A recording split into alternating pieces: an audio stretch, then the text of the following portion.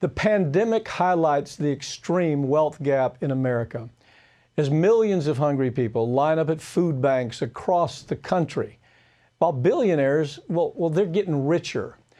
Brigida Santos joins me now to talk about it. Brigida, how much more money have billionaires acquired during this pandemic? So much money. An analysis of Forbes financial data reveals that the net wealth of the richest 651 American billionaires has increased by over $1 trillion since March, when mandatory shutdown orders went into effect to curb the spread of COVID-19. Now, a large part of this has to do with the fact that these people are the CEOs of major companies that have been able to remain operational, while many smaller businesses have been forced to temporarily or permanently cease operations due to mandatory shutdown orders and the consequences of them. Now, larger companies often offer essential services and goods like Amazon, Walmart, and Target, so they can obviously stay open, or they have businesses that allow workers to perform their daily tasks from home or other remote locations like Facebook.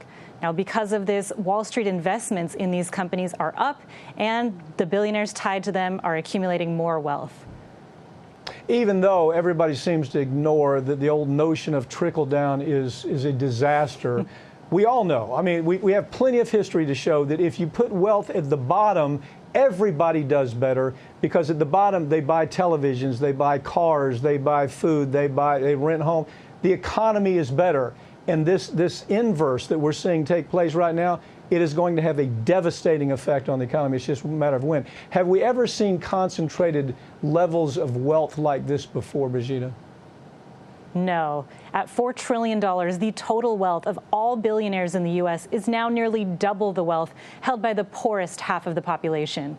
The wealth of these 651 billionaires is now so high that they could give a $3,000 stimulus check to every person in the country and still be richer than they were at the beginning of the pandemic. But of course, Mike, that's not how this works. Instead, taxpayers pay into the system in hopes that the government will bail them out in times of crisis with their own money.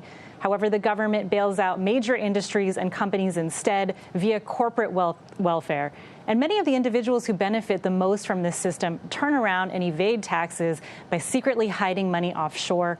Corporations also dodge taxes abroad with corporate loopholes, foreign subsidiaries, and tax havens, while those of us on Main Street struggle to earn a living wage or make a $1,200 one-time stimulus check stretch 9 months. So the analysis is, we know the billionaires, well, you know, they're not going to buy groceries at the Piggly Wiggly. They're not going to go buy a Toyota, or they're not going to buy a low-end car. They're not going to rent. So the money doesn't really move into the economy, because all the billionaire does is invests into more stock, gets more shares of stock. And what that does, the long range on the economy, is a disaster. It doesn't take rocket science to understand this. It's just a matter of when the shoe falls. Many workers at the largest corporations in the U.S. depended on federal benefits to survive. Which companies have the most workers that are actually relying on food stamps and government Medicaid right now? Walmart and McDonald's employ the most workers whose incomes are subsidized by taxpayers. Now, this was the case prior to the pandemic, and it's only gotten worse. Other major companies with employees relying on food stamps and Medicaid to get by include Amazon, Target, Uber, FedEx, Home Depot, Lowe's, and many of the nation's largest and most recognizable fast food chains. All the companies I just mentioned are considered essential services during the pandemic, and they have remained open. Now, even though the CEOs are getting rich, jobs at these companies often pay so little that workers' paychecks don't cover basic necessities. In fact, wages haven't kept up with growth in productivity and corporate profits in decades. Wages for lower and middle income earners have actually been flat since the 1970s. And Wall Street is not a reflection of the actual economy that everybody else is engaging in. Well, Brigida, here's my bet. My bet is, as we see Wall Street lining up, as we see lobbyists lining up to fill the posts under this new administration, we're not going to see anything change. Thank you for joining me, okay? Thanks, Mike.